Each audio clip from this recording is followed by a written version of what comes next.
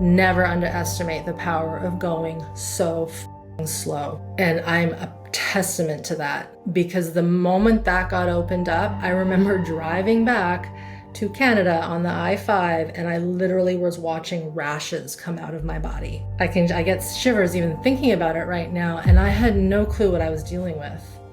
Where do you think people are going wrong with nervous system regulation in the nervous system regulation world? They're thinking that being dysregulated is like a medical condition that they have to fix. And I think that's where the quick fix and the biohacks have inserted, because what is presenting for many people is a medical condition.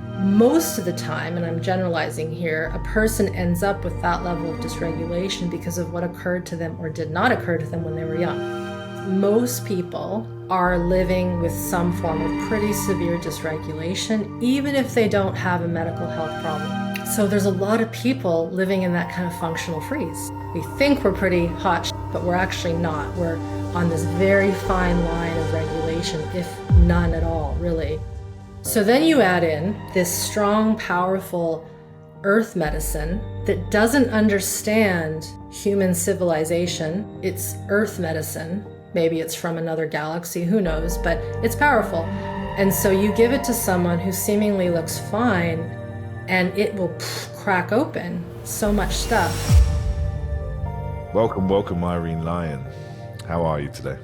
I'm good, Ryan Evans. How are you? I really wanted to start because it's actually really surreal, because I started doing this because I was like, I want to talk to so many people that I'm interested in hearing. Yeah. And I've been watching your stuff on YouTube for years. Wow. Like years I've been watching your stuff. And I feel like you were doing this stuff before the word nervous system and somatic and that stuff became a popular buzzword, right? So it's just, I don't know, it's just surreal. So I'm really, really chuffed and really excited to just chat to you today. Thank you. Yeah, I started this when I didn't have gray hair, so, or silver, as they call it. Yeah. So it was, it's funny you say that, because when I first started really showcasing this work, I had a business coach who said, don't put the word nervous system on your site. This was about 2013. I was like, no, I think I should put it on because that's what I do. And she was completely open and respecting to my, my hard no. And now I almost don't feel like it's enough to say I work with the nervous system, because everybody's saying that. Mm-hmm. Mm-hmm. Right? Do you think it dilutes it a little bit? Do you think it can sometimes dilute the work and dilute the people that have been working in this field for such a long time, where there's now, you can do a nervous system course in, a day online, and you're now a nervous system coach, and it's not, I don't know, it's something about it feels a bit off with that, but yeah. You're right. I mean, I'll still use that word because that's what I work with. But I'm finding that I'm trying to be more specific, which isn't always easy, because then you add specificity and then it gets really jargony. And then people kind of tune out because you start using words like peripheral nervous system. You start using words like sensory motor, like high tone dorsal of the parasympathetic, low tone dorsal of the parasympathetic, the SA node with the ventral vagal and the myelination. And this is non-myelinated, and neuroplastic healing. It's like, somatic, what, you don't believe in somatic? Well, I kind of do, but this is what you have to understand. And so, I mean, I take it on as a challenge. And then there's my predecessors, whom some are still alive, where I can't even imagine what they're thinking, right? Yeah. But, I take it and then I try to explain as much as I can what I mean. But, I was thinking the other day, most people, if you were to say, at Wimbledon, is it grass or clay? People know grass.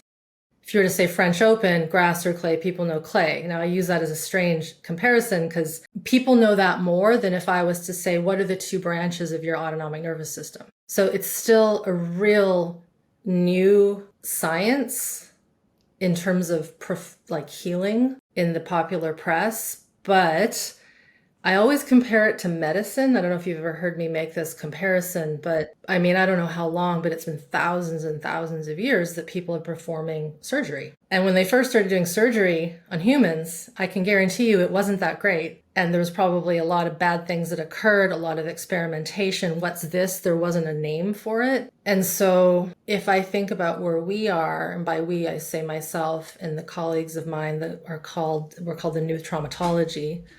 There's Levine, Rob Scare, he's passed. Forges, he's not a clinician, but still he's part of that tribe. Mate, Dick Schwartz, Pat Ogden, Kathy Kane, Stephen Terrell, like all the people that I've kind of have on my bookshelves, for example. They're like the first people that started writing about surgical technique. Like, it's so new. And this is the part that I think we don't understand, because when surgery was around, we didn't have social media to make little Instagram clips to show people how to do like sutures. Mm-hmm. Or, oh, it's just an appendectomy, just do it. It doesn't, you'd be like, well, of course, Irene, don't be stupid. This isn't like that. This isn't surgery. However, you probably know from your work, if you do one thing that's slightly off, it could put a person into psychosis, into an autoimmune flare. They could kill themselves, just being honest. So it is like surgery, but it's also a little more, I think, tricky, because there aren't these parameters where we do surgery in a medical clinic, in a hospital, right? And I always use surgery because there's some aspects of medicine that are just not good. But orthopedic surgery, plastic surgery for burn victims, internal surgery when there's a crush injury, these are all very important. And they've really been created and agreed upon globally for the most part. Some hospitals aren't going to be as good as others, but most surgeons who are, say, orthopedics, they know basics of how to set a bone, how to repair a ligament, all these things. And so right now in this somatic nervous system world, there is zero accreditation to say you are what are we? We're not just somatic practitioners. Peter would not call himself that, for example. I don't think we really have a name. Mm. And so I think we're just in this really interesting embryonic stage, and everybody thinks they know the one thing. But right now it's like we're those medical surgeons who are testing things all across. But at that point, you eventually have to come together and collaborate and make the textbook, the first medical textbook on how to do surgery. And at this point, I'm going to be really honest, like, I know the back end of what goes on in a lot of these trainings, conferences. I hear things, I know things because I know a lot of people, and it's like not everybody is getting along and not everybody respects the other person.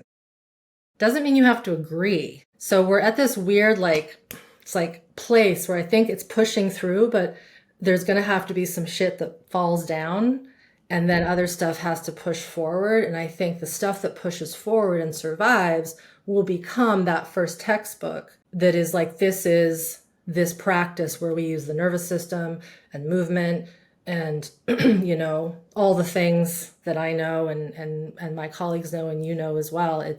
So I don't know if I'm making sense there, but you have to really look, I think, macro with where we are currently in this new system of working with humans that is non-medical. And yet it still gets pigeonholed into that. And that's another reason why I think we're struggling, is we can't diagnose something and say, I'm going to write you a script. This is exactly what you do, right? That works for some things, but even any good doctor will know, I go in to fix this thing, but I also have to know this goes wrong, I do this. If that happens, I do this. And that again comes back to rigorous training. And the somatic nervous system world, the training are not rigorous. They're not rigorous, right? And that's something that I'm in the midst of trying to course correct right now. Yeah. I mean, really, these trainings are, if we take the word training out and we think of this from an evolutionary perspective, if you had a healer in a tribe, right? Mm-hmm. These would be ancestral. Like yes. they would be taught this by the people before them, and it would be passed down over years and years and years and years. And then they would be the people in the group that you would go to when you had, and they knew the field, they knew it, they were brought up on it, they were raised on it. There's a differences in it. And I think that's something that I know I've lost in my part of my culture. It's like there isn't much of that there. But before we go any deeper there, because we could just go off on a completely different way. Yeah. Can you tell everyone a little bit about you, a little bit about yourself, a little bit about how we were just talking that you was in Wollongong studying a Hmm. completely different field. Hmm. How Tell us a little bit about you. Yeah. Well, it's worth it to say I was raised in a medical environment. That goes with what you just said. I was apprenticed from a very young age. My parents are both veterinarians. So I literally grew up in an animal hospital, like no word of a lie. It was in our house at the beginning, and then it was in a practice. I think some of my, not anymore, but my traumas around being in enclosed spaces was from me being put in kennels as a baby, because that was the safest place to put me. When my parents had to do an emergency, C-section at 3 in the morning, no babysitter, no nanny. It's like, we'll just put her in here because it's the safest place for her, and I'm not mad at them anymore, but I definitely, that comes at a cost to a certain degree, but it's okay, mom and dad. So there was that. I got into working with humans because I injured myself ski racing. So I busted a key ligament in my knee, had orthopedic surgery. This is why I always use orthopedic surgery as an example, because it really is a very precise medical profession. That just amazed me. So I went to study, we call it kinesiology here. It's a bit different in Australia, but it's exercise science. And I loved it, thinking I wanted to become an orthopedic surgeon. So I thought that was going to be my pre-med degree. Turned out wasn't for me. I'm like, there's no way I'm going to pass the MCAT because I don't have the brain to memorize all these things and regurgitate. I could do it, but it was painful. And then I got really interested in fitness, exercise science, but also oddly a cell membrane physiology. So I was really interested in like what's called the biophospholipid layer of the cell and how we need a good balance of omega-6 and 3 in our cell to make proper cell function happen. Now, the reason I was interested in that is I was born with a lot of inflammation in my body. I experienced a severe in utero trauma due to chemicals. And so I was born like one rash and inflamed. And so I kind of had this healing crisis journey, whatever you want to call it, up until only about 15 years ago, where I'm trying to figure out this inflammation. And as we know, the cell and having healthy cell membrane structure is very important. So that actually led me to Australia to study cell membrane physiology and fish oils. But I got there, and the professor that had agreed to take me on as his grad student wasn't the best guy. I now realize the reason they wanted me was because he had no grad students but one. And that's a bad sign when you're in a university if a professor has no grad students. So I had to kind of swallow my pride of wanting to be this like biophysiology membrane like specialist, because I was trying to get away from fitness and like one-on-one human health. But they're like, well, we can't give you this, but there's this other study where we just got like 100 grand from the Meat and Livestock Association of Australia to study the effects of red meat on skeletal muscle health in either athletes or older adults. And at the time, the Sydney Olympics had just occurred. So all this money had been pushed to athletics. And because of that, the health of the Australian population had declined. True story. Because all this money, and I know like Aussies have been renowned for their sport performance, right? In the Summer Olympics and rugby and all these things. And so they really wanted to study normal people. And so I got 100 grand, a research study that would get me my master's, and I had to recruit subjects, and I did like a full-scale research academic study for 18 months. It was the hardest thing I've ever done. It was the best thing I've ever done. And I changed lives of these like 40 older adults from that area, the Illawarra area, who were retired, and they're like, oh, I'll just join a study. It was like radio. I announced it over radio.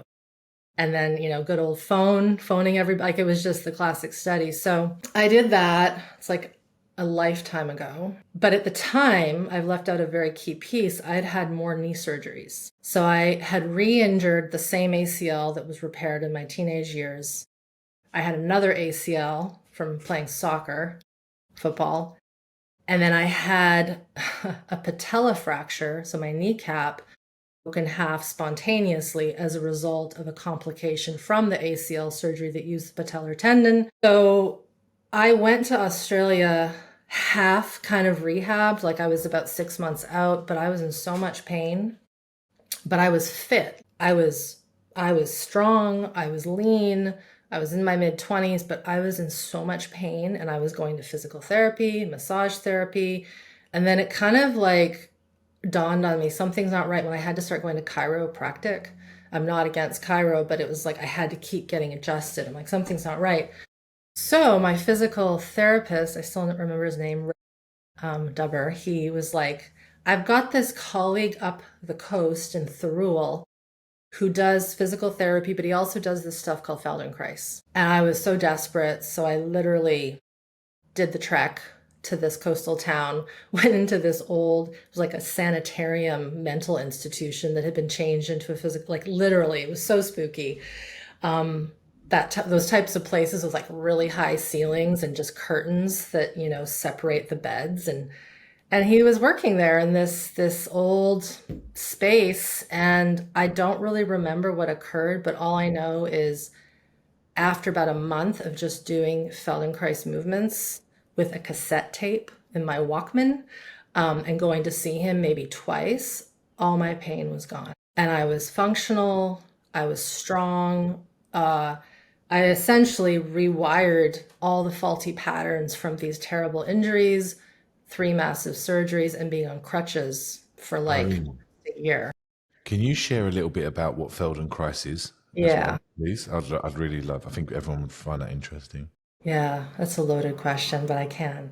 Try your best, No, I just wrote a piece about it. So if I was to say really simply, it's about teaching us how to relearn again. So people think it's about movement, and it is. You use movement as the vehicle, but it's actually about listening to the internal firings of your sensory motor nervous system to course correct and notice when you hold your breath, when the tension, when your eyes lock in a certain position, when does your tongue get stuck on the roof of your mouth?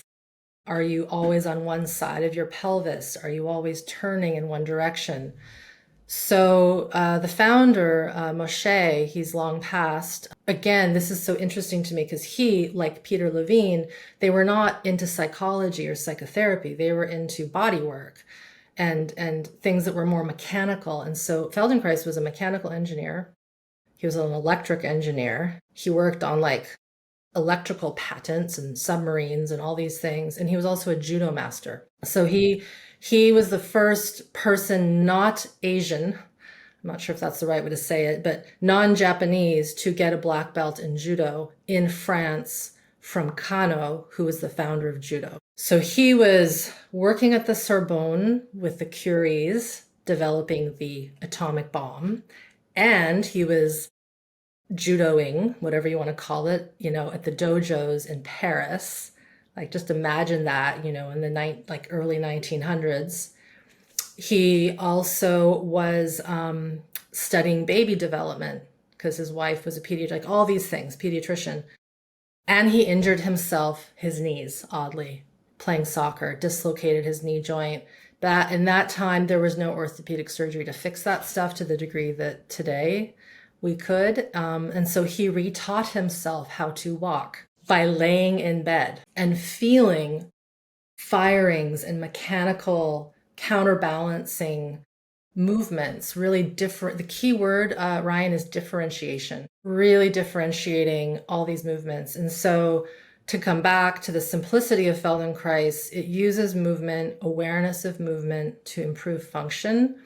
It can improve neurology. It can recover stroke, back pain, our ability to move easier, athletics. One of my best friends is like one of the highest sports performance coaches with alpine downhill skiing, and he blends Feldenkrais in and And basically the top skier in the world is because of him, right? The skier is good too, but this guy has been getting Feldenkraisian principles packed into his training for the last 6 years, right? Marco Odermatt, he's from Switzerland. So it's like, so this is where I get excited. It's like, here you have high performance stroke, where a person can't talk or walk. When a method, quote unquote, can work at that vast spectrum, that shows to me it's like not only genius, but it's like a natural law of human learning. So there's this thinking in my world that, yeah, Feldenkrais was like Einstein in some ways, because he really understood not just, okay, we got to think about this, but we're also looking at all these deep places. So when you understand the depth, you then see a lot of these quote unquote somatic movements that people teach to just get the pelvis moving, for example, and the hips glidey. That's great. But it isn't about movement. It's about how you sense all your faculties in relationship to yourself in action. And if you happen to make your back pain and your knee joints healthier, then great. Does that answer that question? Yeah, it does, amazingly. So yeah, I've been doing that since 2004. So I literally, when I came back to Canada from Australia, I went back to fitness training, high-level fitness training with skiers and athletes in Whistler, British Columbia. But I was bored. There wasn't any, like I could do it, but I then kept thinking about Feldenkrais. And I remember being in the gym doing like a deadlift or a squat, and I tweaked my back a little bit. And I thought to myself, what happened to those tapes, like those cassette tapes in my move? And I lost them. So at that point, Google was kind of on the scene. And I happened to find a Feldenkrais training that was starting the following year in British Columbia. So that was the next path, was going into that training. It's a 4-year training, about 800 hours over 4 years. And that just shifted everything, because not only did I see, wow, this is like an art and a science, it shifted my whole system. Like my allergies went away, no more back pain. I realized that all this BS that we're teaching people in the gym world with keeping your core tight and Pilates, and it's just like bad for the system. It's so much structure and strain. And so that was like revolutionary, and it was hard because like the people that I was working with were athletes who've been taught this is how you get strong. Now you still have to lift weights, and that these athletes have to, but it's like the entryway is a little different into it. So that was awesome. Started working with people, got a private practice going. This was like 2005, 6, 7. And then in 8, it was the summer of 08, and I kept getting these clients who were not getting better with Feldenkrais. So by this time, I'm living in this small 10,000, person town, and I would get all the problem cases. Similar to me, like they would go through all the professionals in town, chiro, massage, physical therapist, and they're like, oh, just send them to Irene. So I would see them because I also worked at the fitness center, so I knew everyone. It was great. But then there was like 3 people that I saw that summer, Ryan, who I could not help. I'm like, I don't know what's going on. Yeah, you had an accident, but this is more than just the Feldenkrais, like even with slowing them down. So long story short, what was going on is they had shock trauma in their tissues, in their bones, in the movement patterns, in their brain. Also deep early traumas where now I know their system was just so lacking safety that you could feed them anything and nothing was going to stick, because they're just literally like a bird that's been injured and can't fly, like just. And so thankfully, one of my Feldenkrais colleagues, who was the assistant at my training, had studied SE with Peter Levine in like the 90s. And she said, oh, you should check out this stuff. Like she was just so like, whatever, because she wasn't really practicing it herself. I'm like, oh, okay. So I did. And then that was like game on. And I looked at his material and I'm like, I need to learn this. So That was '08, and I think I was in a training down in Southern California by February of 2009. So that's part one. Wow. Okay. You can see like the chain of events, can't you? Like how you just started to Yeah. one thing at a time. And I've never actually experienced Feldenkrais at all. There was one person around me in Newtown in the city that is very well known in this area that does it, and it's just never aligned to be able to match up with this person to be able to do it. Yeah, But fair enough. I'm really interested in wanting to go and give it a go and experience it. And I tried to book him once, and she said, "Like, what's going on for you?" And I said, "Nothing's necessarily going on." I said, I want to Yeah. experience this." And she's like, Yeah. "Okay, okay, yeah." So, You're weird. yeah, Yeah, I think I might, I don't know the name, but I know that there's a couple people in Sydney area that what's interesting, like this is a bit more history. So when Feldenkrais died, he had kind of anointed a select group of people to continue to train. And it was complete honor system. There was no testing, no training. And one of them I think he's still alive. Frank Wildman was his name, and he's American, but he hightailed it to Australia to try to like conquer that continent. And this is that example of, here's this amazing body of work. The founder just passed, and rather than those people trying to, come together in that moment, everybody just scattered like cockroaches. And so because of that, it did get installed in Australia, but it kind of in a strange way. So there's some folks there that are really solid because of that lineage that Frank brought there. But what I've seen is there's not many Feldenkrais trainings that you can find.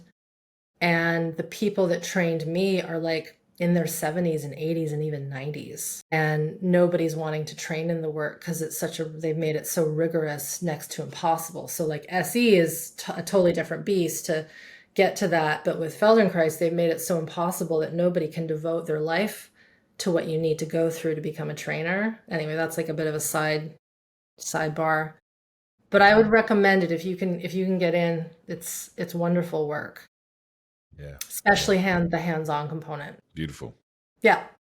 So anyway, so into my SE training in '09, and then that was just like the opening of all the things I had no idea I had stored in my system.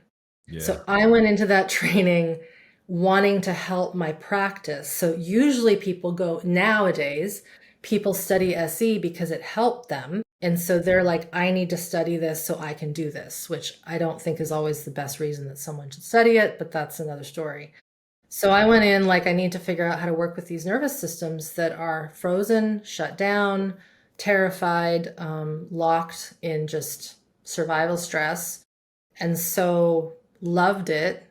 It was so easy for me to take it in. I was never confused, but I know it was because my body work background. I understood anatomy, physiology at the core level. And I was often in trainings, mainly with psychotherapists who don't understand, heart rate variability and where the bones are and I studied I did a lot of acupuncture and a lot of Chinese medicine and all these things when I was trying to help my system heal from all the inflammation. So I understood meridian lines and, that's the liver point and that's the gallbladder point. And I understood chakras. I was open to all that stuff. So when you know a lot about Peter, like he's not just the biophysicist, he's very shamanic in how he works. And he understands all the anatomy, right? At a deep level. And so it just was so cool. But then in our practice sessions in training, that is when my system blew open too fast, too soon. And to shorten the story, I was basically within 2 years covered in what looked like second-degree burns, just rashes head to toe from the chemical trauma I had endured as an infant, in utero, as a child, as a teenager, but also transgenerationally through my mom. She grew up in the Philippines. She's Filipino. And when she was at university in Manila, they would spray their dorm rooms with DDT. So that was, me as little egg Irene, these imprints, as we know, get passed, that chemical gets passed. Why would they do that? Why would they do that? What was the reason? Malaria, Oh, okay, right. bugs. Yeah. Okay. Yeah, Yeah. wow. Yeah, Wild. bugs, cockroaches, centipedes, a tropical climate without proper, Mm. that's a whole other story. Working through that was hell. Obviously, I'm clear of it, but it took a lot of detoxing, healing work, body work, understanding even what that was. It wasn't until about 2016, this was in 2009 and 10, that my trainers, Kathy Kane and Steve Terrell, who work with early trauma, they looked at some of the photos of me in 2010 and they're like, that's chemical trauma. That's fluid trauma. It's not just eczema or psoriasis. It's not because my gut was off. It was like oozing out. So that was kind of like not expected. I didn't think that that was going to occur. The other thing that occurred is because of all my surgeries, I had a lot of medical trauma, a lot of anesthesia stuff that was floating in my system that I had no clue, no clue. And then because I was a hardcore athlete, I can't tell you how many times I've concussed myself, whiplashes from figure skating, skiing. And so as my body started to unfreeze, just pains, fascial pain that made no sense, excruciating headaches, dizziness, tinnitus. Mm.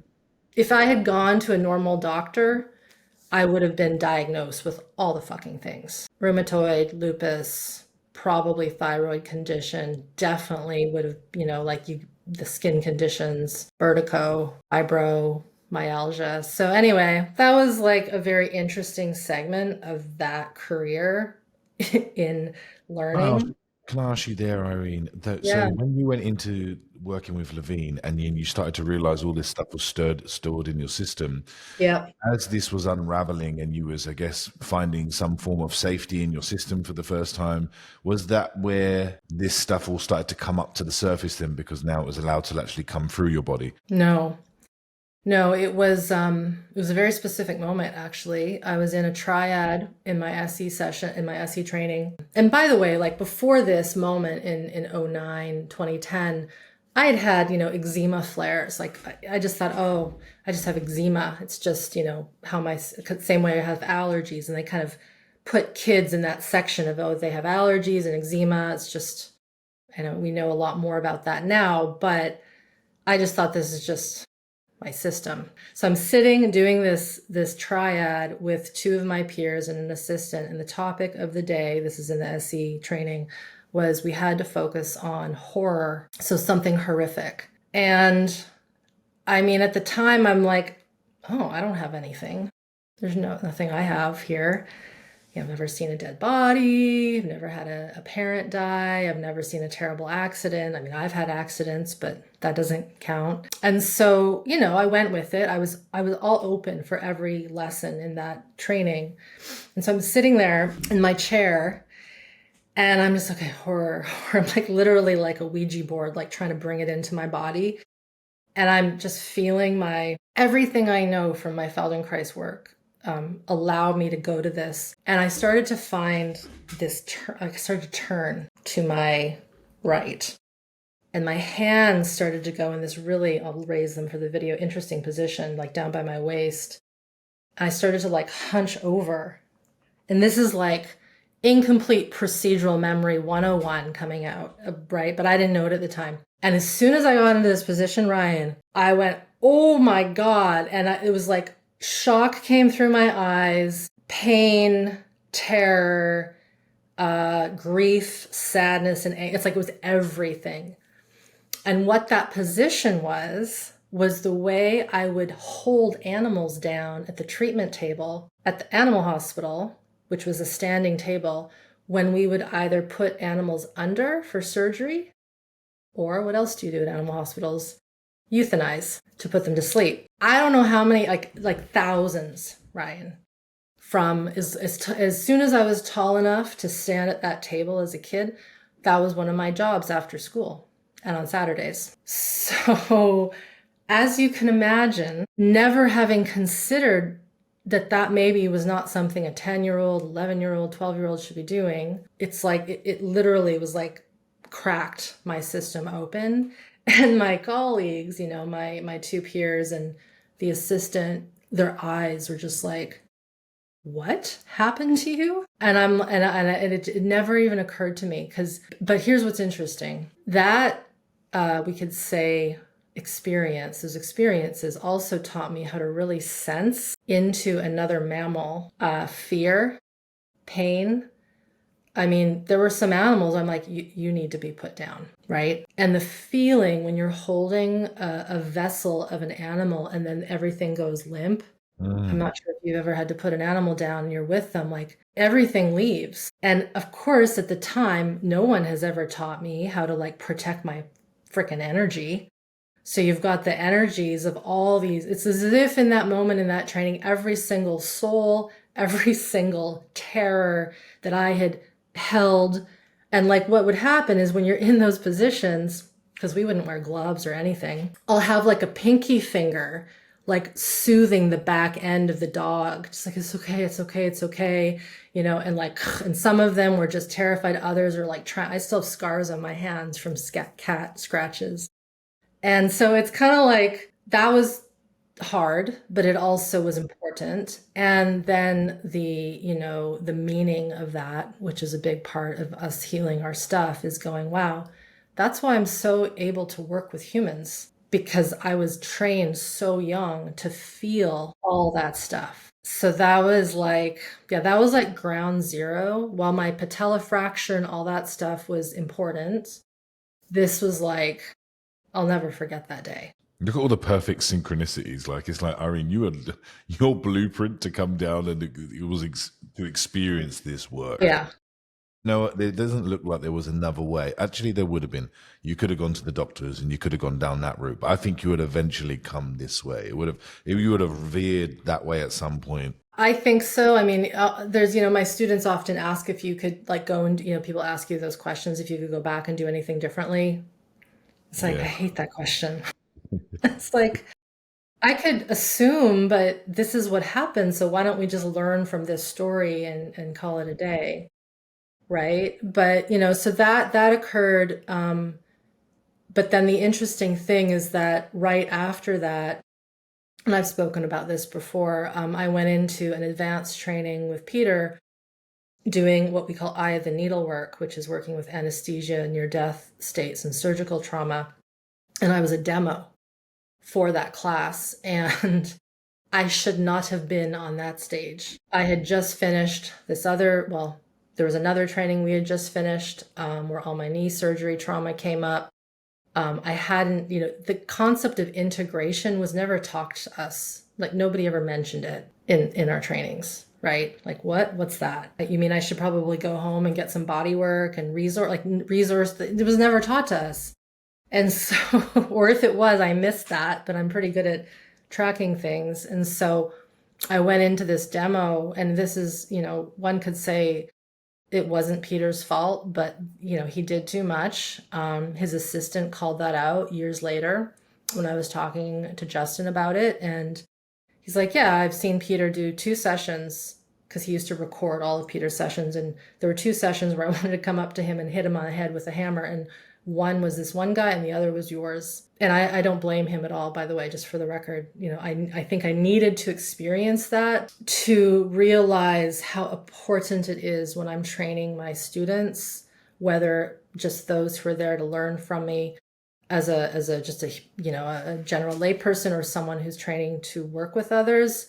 Never underestimate the power of going so fucking slow. And I'm a testament to that, because the moment that got opened up, I remember driving back to Canada on the I-5, and I literally was watching rashes come out of my body. Within hours, they were like forming. I get shivers even thinking about it right now, and I had no clue what I was dealing with. And no one was really there to support it. It was just kind of like, and here's the thing is like, now I know, and you might know this through your own healing, we don't know what might come up or out when we start to work at these deep levels. Because when you factor in our current life, but also the things that our parents have forgotten, maybe our parents aren't around, we don't talk to them, but then also the transgenerational aspect, there is a lot that humans can handle and cope with And we have never been at a point in history where people are working at these deep levels. And so, that's my way of saying, yeah, you can do so much healing. I'm a testament to this. I know you are as well, but you got to take it slow, because I actually think, Ryan, if I had had a little more time in those, it was only 2 years that I did my SE training, and then I just went right into master classes. If I had had a little bit more time and been given, say, a course like mine, like just do some of these basics, do some Qigong, do some lymph work, do some detox work, get your feet on the ground.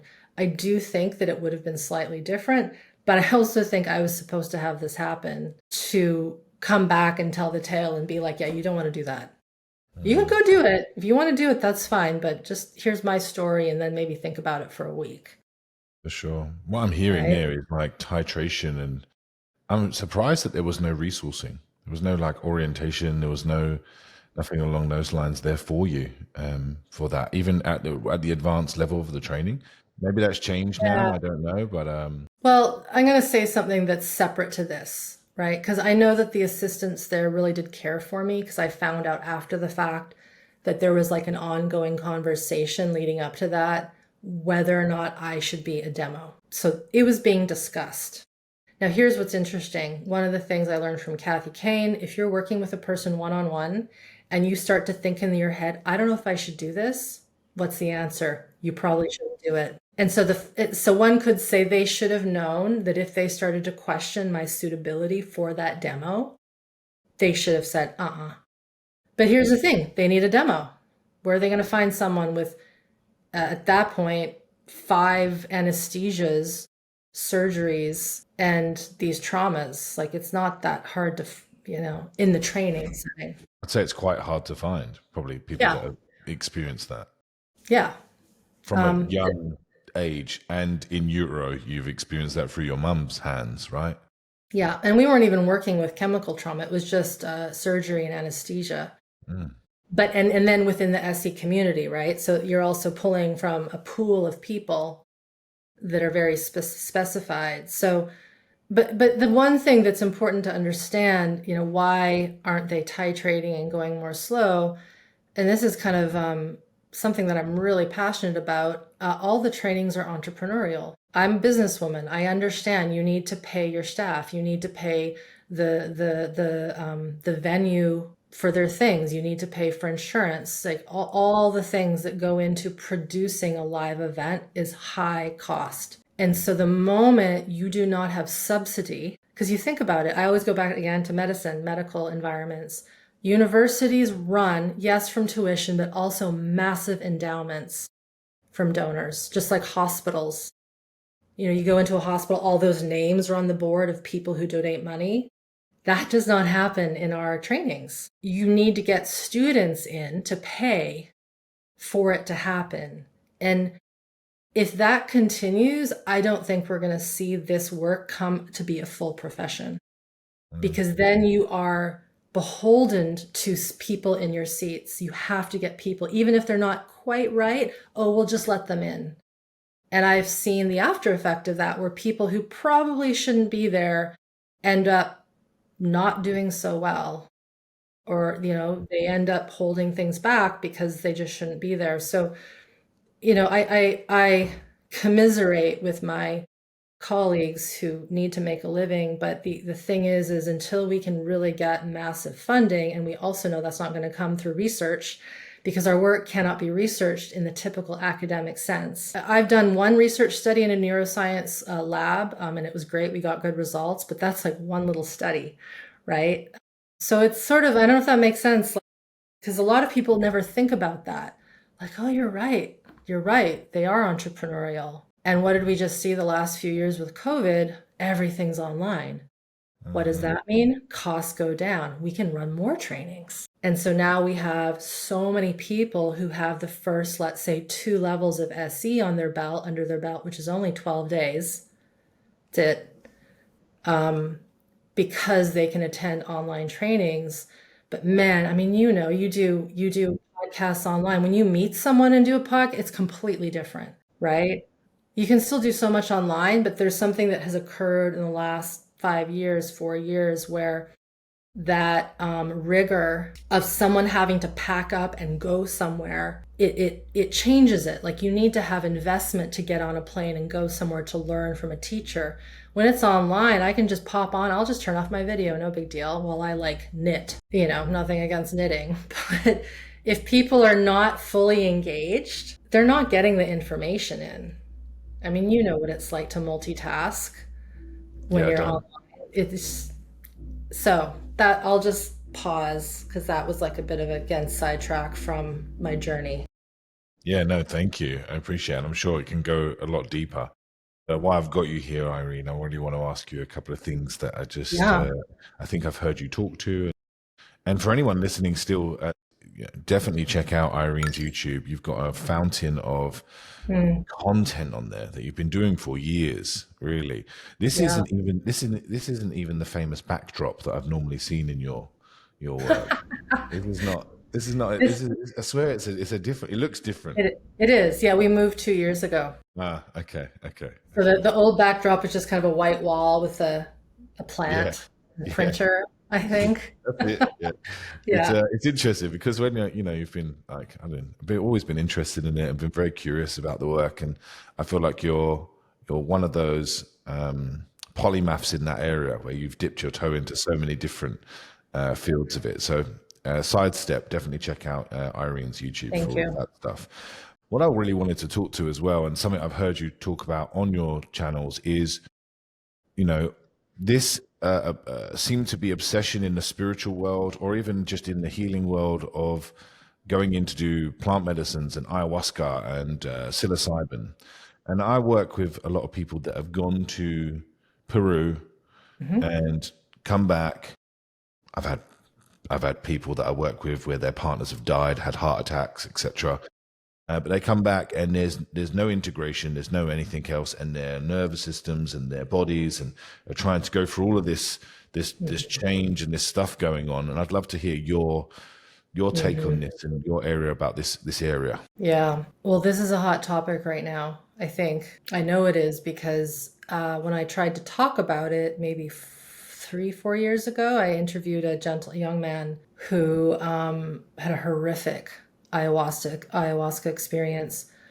His interviews on our site, on the YouTube channel, called he's Juan Pablo is his name.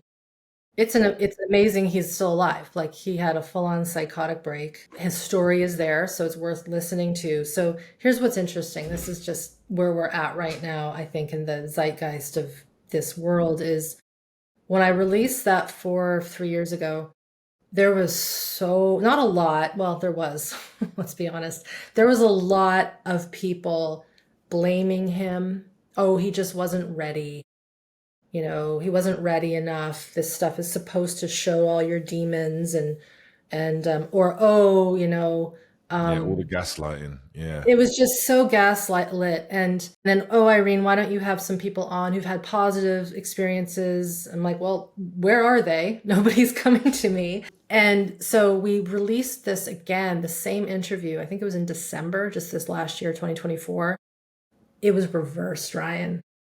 The amount of stories that people were sharing about similar experiences, or partners having similar experiences, friends, and them never being the same since, it just is like, okay, people just weren't like, not enough people had gone through, sadly, that ringer. I just actually listened to a great talk. Do you know Joel and Yerasimos here for the Truth podcast?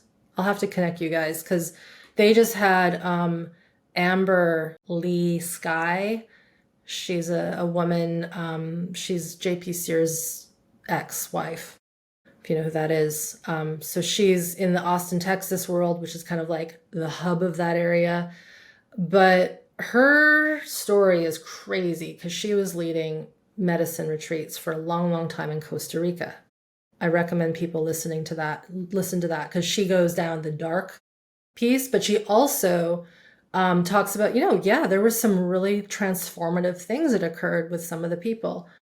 But to go back to your question or your note about integration, here's my, I don't know if it's issue, but here's the thing that people have to realize. Most people are living with some form of pretty severe dysregulation, even if they don't have a medical health problem. It could be hidden still, like it was in me. I was friggin' functional when this stuff started to come out of my system. I was not depressed. I wasn't living in a closet. I was very accomplished. I had good relationships, all these things. So I wasn't someone who was like already tattered and broken down. So there's a lot of people living in that kind of functional freeze, which is a very new term, but it's an important term. It's where our window of tolerance is false. We think we're pretty hot shit, but we're actually not. We're on this very fine line of regulation, if none at all, really. So then you add in this strong, powerful earth medicine that doesn't understand human civilization, industrialization, domestication of plants and animals. It just is like from the earth. It's earth medicine. Maybe it's from another galaxy, who knows, but it's powerful. And so you give it to someone who seemingly looks fine and it will crack open so much stuff. If that person has never even considered that they have a pelvis, or that they have adrenals, or that they have anger, or that they have animal characteristics that could kill if threatened, like, I mean, I could just list these things. Most people don't realize that. They don't even know where their bloody spleen is. So how are they, they're not going to know all these sensations that start coming up. If you were raised in an environment where you had to scrutinize everything around you and compartmentalize your thinking and your thoughts and your authenticity due to, say, an environment that wasn't safe, and you think you're fine and you don't know that you've held all that emotional tone, pain, grief, and you're just living a personality, this will crack you open. And this is why people go crazy. They go psychotic. They get possessed. They get an autoimmune flare. They can't sleep for months, years, right? We've heard this with people who have really bad LSD trips, for example. Even marijuana, I know of people who will have a smoke and they'll just never be the same ever again. So why am I saying that? I'm saying that because they talk about before you go into these sits, you got to clean your diet. I think it's like no meat, no alcohol, no drugs, cleanse your body, detox. I'm like, okay, that's great, whatever. But what I don't think they're doing is teaching people for a year how to be able to track interoceptive sense and stay connected and grounded and tethered to the here and now.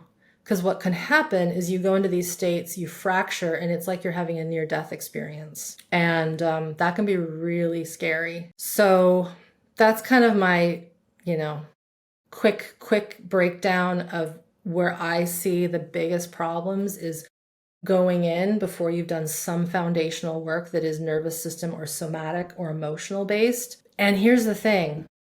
I've seen this when people get into that work at that basic level, they don't need it often. They don't need another thing to poke because there's so much material to work with, Oh, but we want it quick. We want it I quick. know. We want that supplement that's going to heal everything, and we never have to do anything ever again. So that's, I understand. that's where it comes from, isn't it? We hear these things, and there's Netflix documentaries about this stuff that people have Yeah, these miraculous healings.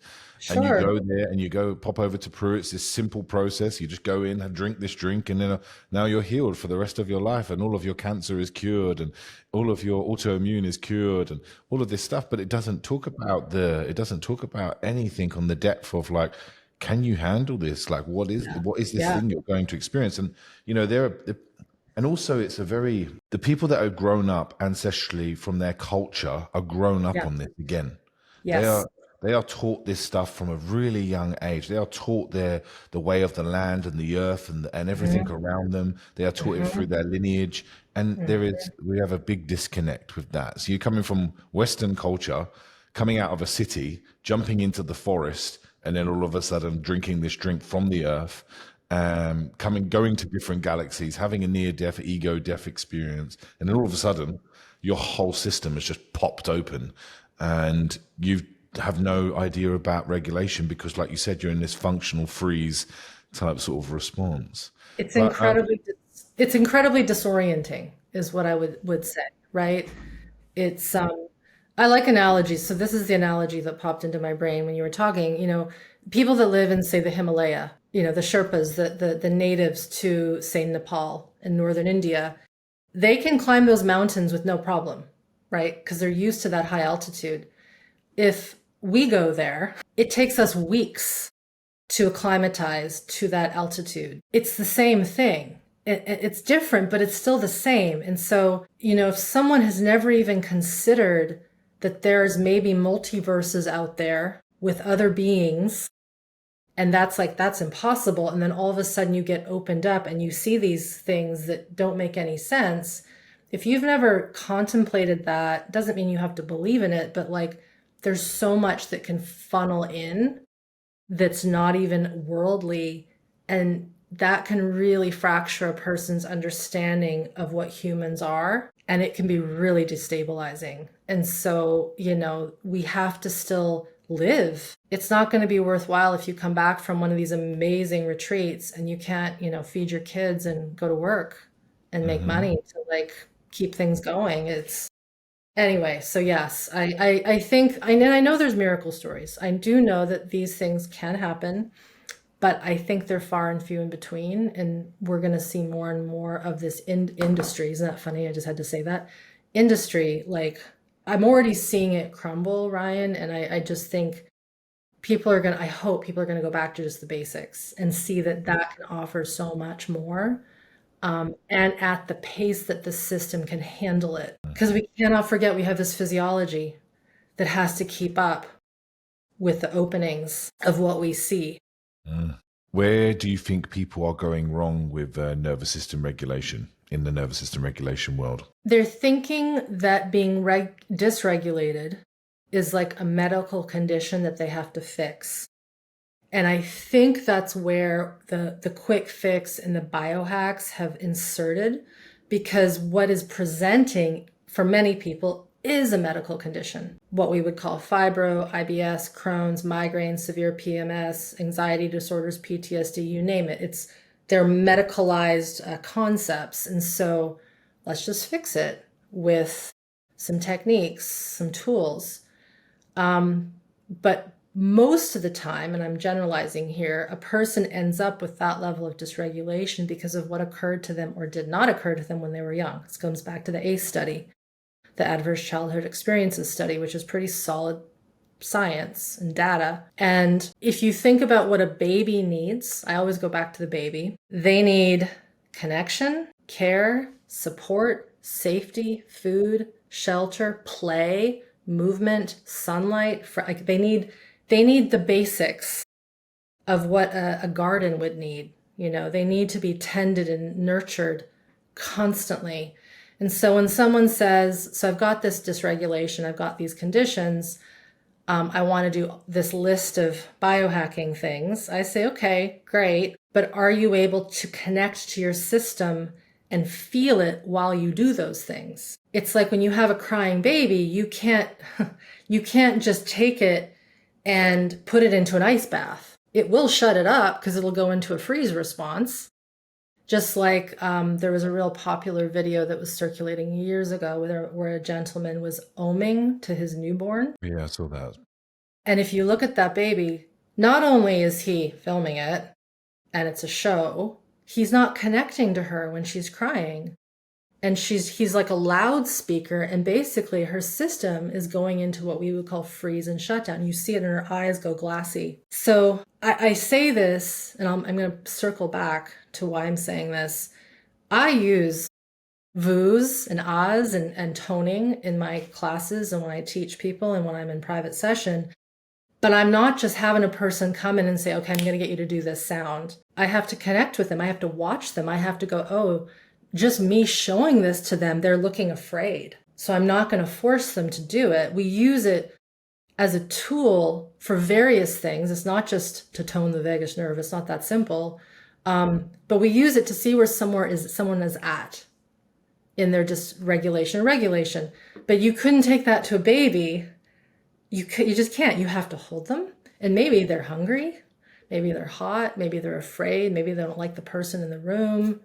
Maybe they've got a poopy diaper and you've got to orient and connect to the needs. You co-regulate with gentleness, kindness, maybe it's play, and then they feel it.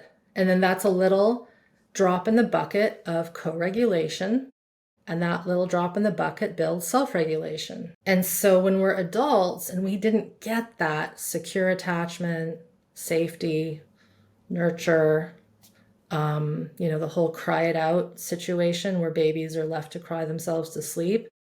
If we were not cared for when we were unwell or feeling in distress, because crying is just distress, it's not the baby trying to be difficult, right? If we weren't met with what we needed as an adult, we got to work with that first. And so the hydrotherapy is great.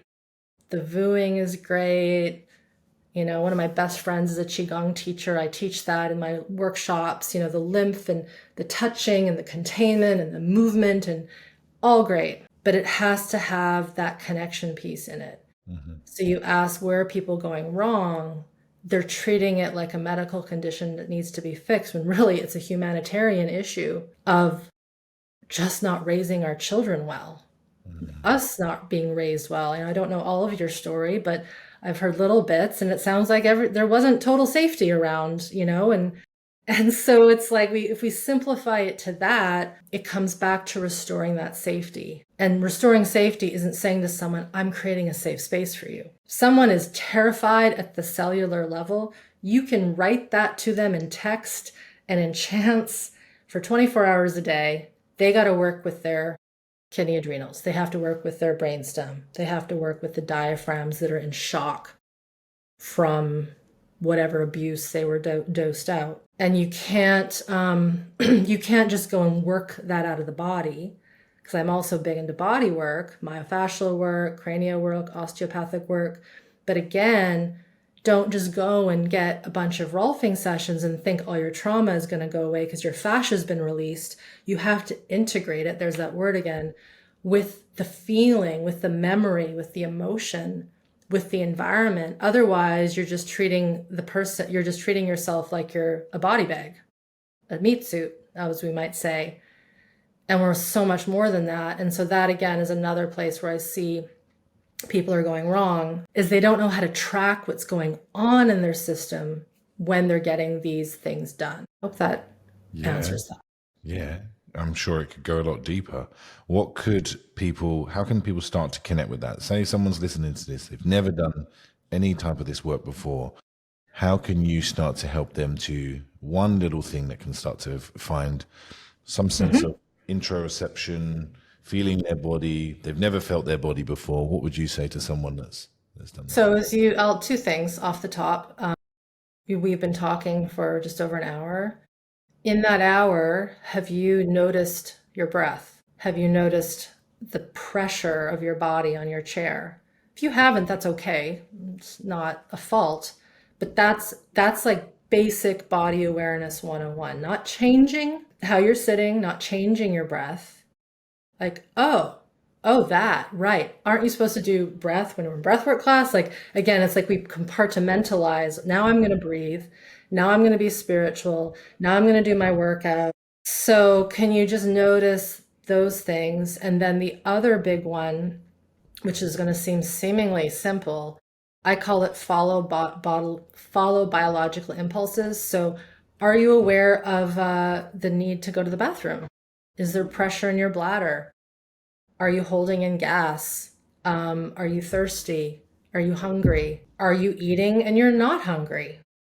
That's a big one for a lot of people. Are you feeling the need to slow down and rest, but your conditioning and your personality and culture says it's 5 o'clock, I have to start cooking dinner, right? And so this comes back to those biological imprints of just, this is basic physiology. Animals in the wild don't think about that stuff. They just do it, right? Some animals might burrow before they take a poop, but not everyone. And so then again, there's this issue of okay, we've been culturalized, I got to stay at my desk for this amount of time. I'm going to feel the pressure in my bladder. I really have to go, but I'm going to wait. That is putting your system into survival stress. Now, are you going to die from that? Probably not. But what it will do is it'll also keep your breath tight. it'll cut off other elements of interoception that you might be able to listen to. Right. So there's this ability to like, can you really just follow your impulses for a few weeks, see what happens? Because with that, those, like I always point to my core, just all the organs in here, right? Heart, lung, digestion, that's governed by the autonomic nervous system. So if you're paying attention to that, you're also kind of by proxy becoming more cued into your survival physiology. Mm.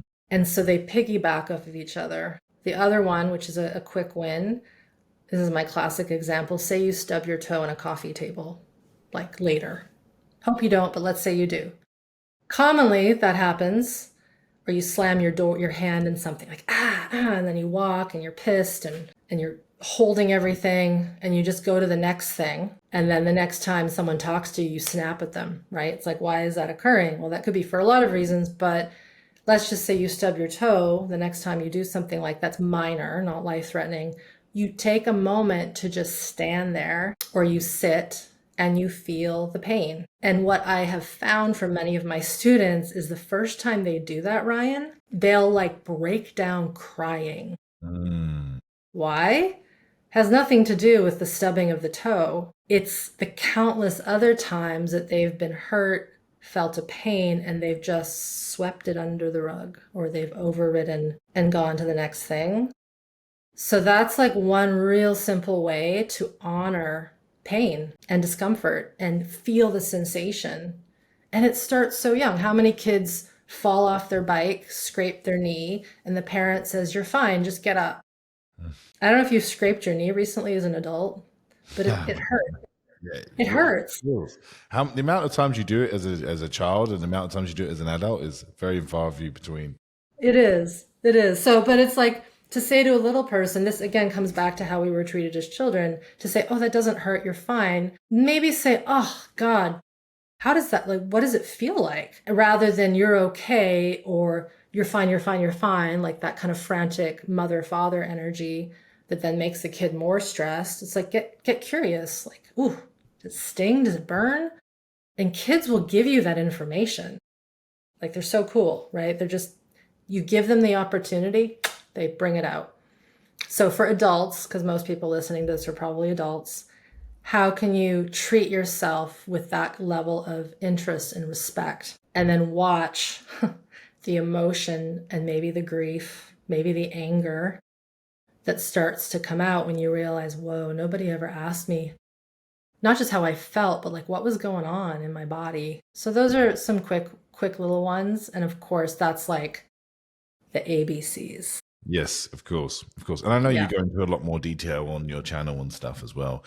I want to ask you a more of a personal question here, Irene. Sure. How do you find creating and sharing your content on platforms where you're not able to delve deeper into things? Like you're on YouTube where you can have 20, 30-minute, 45-hour long videos where you're able to express, and we've been talking for an hour and 10, 12 minutes, and I feel like we're still scraping the surface of something. So Yeah, it could be a 10-hour chat. totally. Yeah. How do you find, in a world of TikToks, 30 seconds, 90 seconds, how do we get people into this work? Because a lot of Yeah. my stuff that I share on socials, as you've probably seen, is the stuff that is quick and is easy to get people interested slightly so that then I Yep. can take them into it. And they come into some of my work and they're like, "Oh, I thought we were just going to be doing some movement." And I'm like, "Well, no, that got you in. That got you into it. And now we're going to the other stuff." How have Yeah. you found that? Talking about orientation or talking about those signals Mhm. and safety and interoception and being connected to those, to do that in a 30-second, 90-second video, I find it difficult. So I'm just Yeah. like, and I'm a little bit more of a rambler. I like to ramble and talk and to digest things. So how have you found doing that Yeah. in this fast-paced world? Yeah, it's interesting you say that because I used to do a lot more long form content, like hour and a half. I used to call them special topic lectures. I used to do them once a month. I don't do those as much anymore because I've kind of covered a lot of the big topics that I can get into in an educational format. The other reason, I've just been incredibly busy with training and teaching. So it's just, I'm kind of pooped at the end of the week. I don't want to do another 90-minute thing where I'm talking about the same thing I was just talking about, but at a deeper levels. So I do love long form content. I think my longest podcast on a person's show is 3.5 hours, and we could have done more. So you're right. We've just scratched the surface. For me, I have the ability to show Feldenkrais movements, but I know from what I know about it, it won't serve enough of a purpose. And so I've just kind of decided I'm not going to do it. Like there was some, this is just the true nature of it. Like there's a whole bunch of photos we have of me from like 2021 where I'm like, touching myself and doing all these things. And then you look at the photos and you're like, they don't mean anything. It's just me touching my forehead. Like, what is that? And so I kind of, I experimented and I'm like, I'm not a supermodel, so I don't need to show myself like doing these things. I don't need to be in a white flowy dress because everyone knows I'm a girl. It doesn't matter. And I just stick with education. And every now and again, I might throw a video of me doing something movement based, but it's more of my physical fitness stuff that I will share just because it shows like, hey guys, I was told I shouldn't even be able to walk 25 years ago, and I can still like jump and run and all these things. Like there's something to this. So I put that out. But yeah, I just kind of keep to the education. Yeah. I really love, I love cinema and movies, really deep series that get into like stuff. Yeah. And so I'll often share, copyright infringement, of course, but I'll share like little clips of movies and shows. We're about to do one where we're going to break down a scene from Good Will Hunting with Matt Damon and Robin Williams, where he's basically pushing Damon to like break down. And so for me, that has a little bit more of a connection to like the visual arts. Yeah. Yeah, so that's kind of where I'm at. But then we've just finished a 10-month training, and there was some beautiful images and video we caught from students doing Feldenkrais, doing kind of theater games, sitting around and then you see it, but it's like it's an action, right? Yeah. Yeah. Yeah. We had just But it's I just came off a retreat where we had 120 odd men at the weekend, and it was wow. Oh, I think I saw that on your stories. Yeah. being able to get some of these men to just slow down and, really simple stuff of just free movements of qigong, just to be able to slow enough just to feel your feet and the balls of your feet on the floor, and how some of them were just crying from that, right? And some of these men have not been feeling their bodies, and they've been at all. And it's So a good. really, really big. It was a really, really big weekend. It just That's amazing. big holding. But series that I've been watching, The Handmaid's Tale. Have you seen The Oh my Handmaid's? God. I started that last 2 years ago, and I was like, okay, I see the purpose. I might come back to it. A bit intense. It's intense. To me, Hunger Games was intense. So like that was, Yeah. so the dystopian nature of that. I like it. The art is great, but yeah, I'm like, I need something funner right now after talking about trauma all day long. The reason I shared that to Yeah, you tell me. is the reason I shared that to you is because just something as simple as we watch TV. A lot of people watch TV to get away from life, right? And we get away from our bodies. Is there something that we can do to start to connect with our bodies, to be like, actually, what am I watching right now, and why? How is that affecting my body and my physiology? Yeah. Because some people that I have people around me that will watch horror and will watch those type of things, and I'm always curious to like what's going on in Oh, I your have an answer for that. yeah. So please, Yeah. yeah, No, so from what I can tell, I think one of the reasons, and it's not going to be right for everyone, but the reason some people are so fascinated with horror, and I've noticed recently more people are getting interested in horror. I've just noticed that trend. I think it's because somewhere in their system, they know that in order to live in this world, in all of its nature of good and bad and evil, they have to connect with horror. And for them, they're not ready yet to connect with horror internally, but they can watch it on the outside. Just like my story, it was horror that unearthed that incomplete, that massive shock in my system. I do feel that if we don't get comfortable with the horror of humanity, it's going to be really hard to clean up the stuff we've created. Now, this does not mean that we don't also resource to all the good, amazing things. It's this yin and yang, right? All the elements. It's the fire, it's the water, it's the earth, it's the wind, it's the ether. We have to have all of it. We can't I just want water. We know what happens with that. Or I'm only earth. You can't budge me, right? I'm just always it's like there has to be a blend of all of it. And so this is what I've seen in some of my colleagues, friends, who I have found don't want to look at the bad stuff that's happening. But I'm also like, don't go down rabbit holes to the point where you're not able to function in conspiracy. I get that too. But it's like there's like a little healthy dose of this is a shit show that's going on out there. I'm not going to focus on it. I'm still going to do my work. But I do think horror movies are like a bridge to experience the own horror in ourselves that we can't yet touch into. I think it's also why a lot of people love action movies, because it's allowing that fight, right? Like suspense. And I mean, look at this like person flying through the air and parachuting and like all these things. Like it's fun. It gives us that sympathetic charge. And then of course, I think there's something really interesting there. I'm glad you asked that question. It sounds like to me, what I'm hearing is that it's what people most likely tend to watch more often. It's an expression of what's going on and they're not able to connect within their own systems. Yeah. For me, I like when I'm feeling a Yeah. little What do bit you like? shut down, when I'm feeling a little bit Yeah. shut down, I watch TV series like The Nanny from like the 90s and stuff. Like, because it makes me laugh. Yes. It makes me Yeah. really laugh. And Yeah. it helps me to connect with the joy that I'm not, I'm shut down from feeling. It's so But I good. was just interested to like, Yeah. I wonder how people connect with their bodies while they're watching these things. Because I don't connect with my body when I'm doom scrolling on social media at all. Like I am not connected to my sense of self at all when I'm doing that. Yeah. That's It's why a tricky one. I have to Yeah. lock it away. I have to Yeah.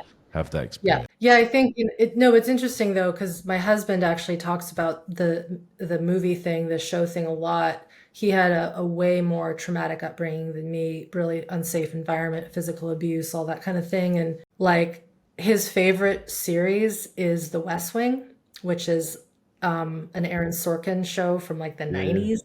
yeah, And he has seen every single episode like probably 30 times. I might even be undershooting that.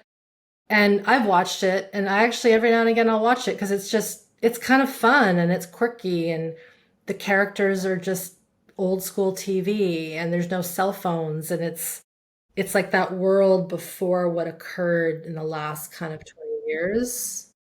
Like it's very different. But the one thing I will say about feeling the body, I used to, because of my functional freeze, I used to watch things and not feel. Now I am tuning in and I will know if I should turn something off if I start to feel sympathetic energy in my legs. so that sort of Buzz. yeah, yeah, And usually it's the buzz of you should be going to bed. Do not start another episode at 11:30 at night, Irene. Whereas before I would push that, and I did that in my earlier years of building my business. I would, be up till 2 in the morning writing because I was just not connected to I was connected, but I was really good at overriding yeah, to get stuff done. And I'm glad I did it because I created a lot of stuff, but I can't do that anymore. yeah. Stop calling me out there, Irene. Stop calling me out.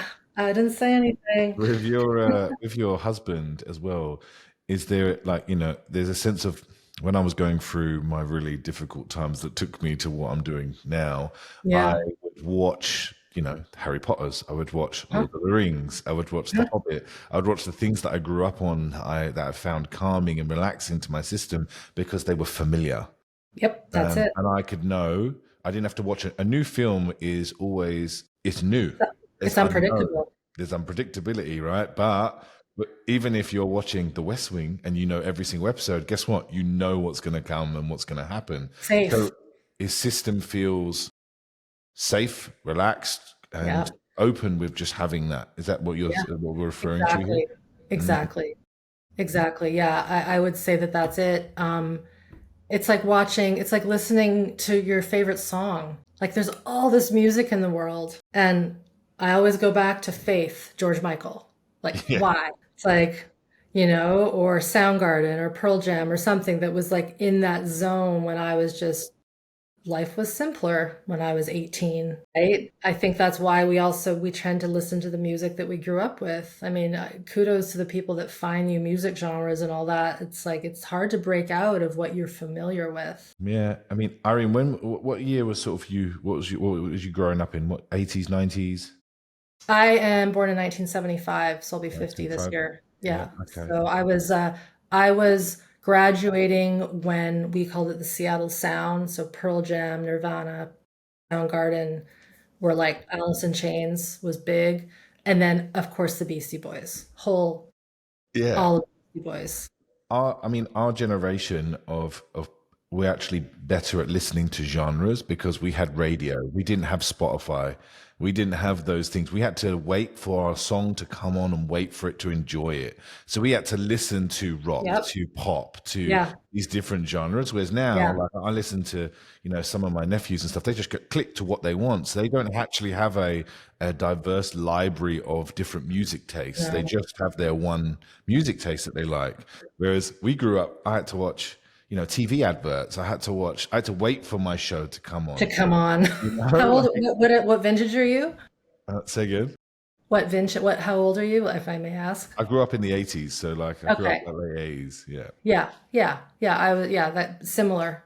So no, it is different. I mean, I think, there's something to be said about trying to pace ourselves with how we take in information and entertainment. That's the other thing right now, we didn't get all the news that we get back in, like you got news, but it came in at a slower pace. And now like it's just one, even if you're not looking for it, it still lands in front of you, right? It is an interesting piece with the nervous system. And yeah, the doom scrolling thing is interesting. I'm glad you mentioned that because I can honestly say that's one thing I don't fall into. But Great. sometimes I do, and when I do, I like get contorted into this posture, and it's the somatic sense. I'm like, what? And it's like I crack myself out of a coffin. But you see it in people walking around, the posture, it's the posture of being hunched over on this thing. And if you're not connected to your breath and your diaphragms, you have no clue that you're collapsing all of Mm, that. mm, So mm. yeah, we're in a very interesting time. Yeah, for sure. I've got a couple of questions here Yeah. from some people in my community, Ooh, and okay. Denise asked, can you speak to HRV? I use a Fitbit to track mine, and it varies between 5 to 37 ms and is on average 18. This seems very, very poor, and I'm right. Am I right? I have noticed that as my health has been improving, I live with multiple complex medical conditions. It has Hmm. trended upwards, but in the earlier days, it was consistently around 9 to 11. I'm wondering how much weight to put in this, and also if you can share anything else valuable around it. Thanks. So I'm gonna be the first to say I don't follow numbers like HRV. I know what heart rate variability is. I would say the most important thing, what was her name? Denise. Denise. The most important thing, Denise, is how are all your other systems doing? So I'm going to use my hands now just as a quick depiction. So I always think of our health, our nervous system health, like a bunch of balls like lined up that are separate: cardio, respiratory, gut, immune, hormones, all the things, connection. And when we're working at improving our nervous system physiology, our somatic capacity, we want all these balls to move forward together. So if your symptoms are shifting and your gut's getting a little bit better, and I don't mean by no means mean like perfect, but like you're noticing these little changes across all the board, that's good. If on the other hand, all of a sudden one day you're like, whoa, I have so much energy. Where does this, like, wow, I'm going to go ahead and do all this movement. I'm going to do all the things I need to do, clean the house. I hear this a lot with women. It's just very typical, right? got kids, I've done all the things at the house, I've cooked, I've cleaned, I've done my work, my real work, and I've done all these amazing things, and I bake cookies. It's like I have all this energy. And then the next day, all the other systems have fallen back. That's not good. And to go back to what you were mentioning about people go to these ceremonies and retreats and they come back all supercharged like they're Superman or Superwoman. They're like, I'm going to do all this, but it's like survival based. So for me, yes, we want heart rate variability. To me, that means there's a real window of tolerance occurring at the autonomic nervous system level into all the branches of the polyvagal aspects and the sympathetic fight flight nervous system, which we need. But the question is, how are the overall functions of your body? And one of the most important parts of nervous system physiology is connection to others and the desire to be in the world, right? So it's not enough to just have perfect digestion and immune system health, but not have any interest in humanity, right? So that's my like tennis ball example of like, can all these things move forward at the same time? Or if there's one big improvement, don't do any more. Wait for the other things to catch up. Beautiful. Thank you so much. Yeah, no problem. Well, anyway, I just want to say thank you so much for today. I felt like, honestly, like I said, I could have carried on speaking to you for another few hours. Maybe we need a part 2, part 3, part 4, part 5. Let's do it. But, thank you so much for, like, I want to deeply thank you from my heart for all of the work you put out there. It's, like I said, I've been watching your stuff for such a long time, Thank you. I think it's of real value. But for anyone else listening to this, where can they connect with you? Where can they hear more of your work? What are there things that they can do more stuff with you or training or anything along those lines? Just my name, just Irene Lyon, no S, .com. That is my main hub. YouTube is there, of course, Instagram, I'm on those feeds, Facebook kind of. And then when you go to that hub, you will find maybe too many things that you can go through. We've been told people get overwhelmed, so we're trying to, cull that down.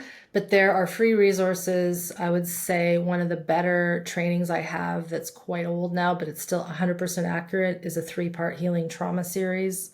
It's video, it gets into analogies, some of the science, and that is in service of teaching people about my online program. So that's the main way that you work with me now. It's not one-on-one. I don't have a private practice anymore. My group stuff in person is limited to those I'm training currently.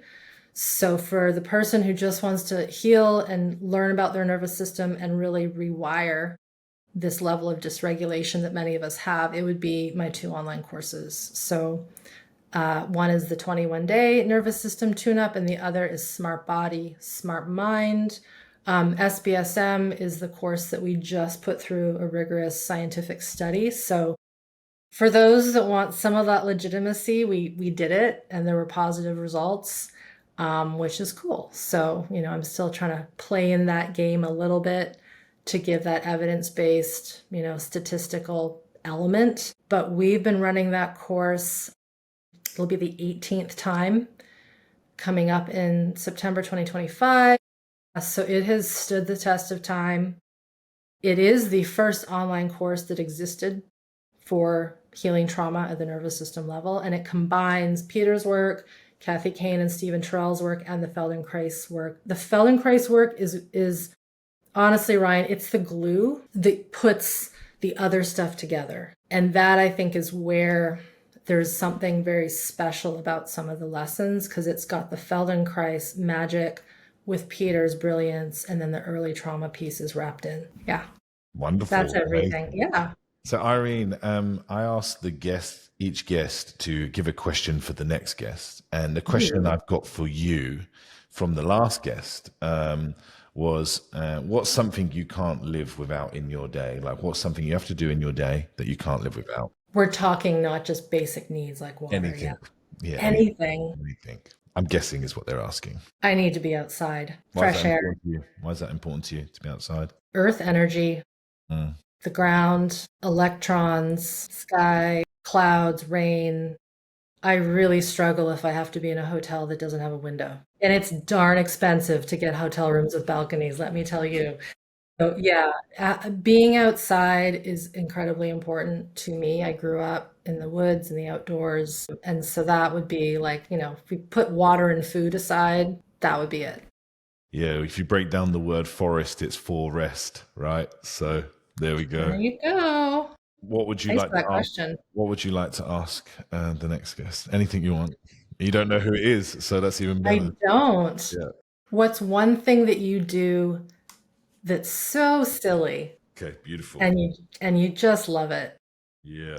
What's one thing you do Think it's so silly that's so silly? Yeah, I and you love just that love question. it. Yeah, we asked Peter Crone Ah, who would be on his table. He could pick anyone could be on his table, like celebrity or past or non-past, something like that. So yeah. and who was it? It was like a mixture of his family and his mum and his Okay. dad and things like that, and some teachers and stuff, gurus that he listened to and stuff like that. Well, So I that's always fun. love these. I love these questions because they're not from me. No, So that's great. That's a great thank- little twist. Love it. thanks so much, Irene. Beautiful. You are welcome. Thanks, Ryan. Bye.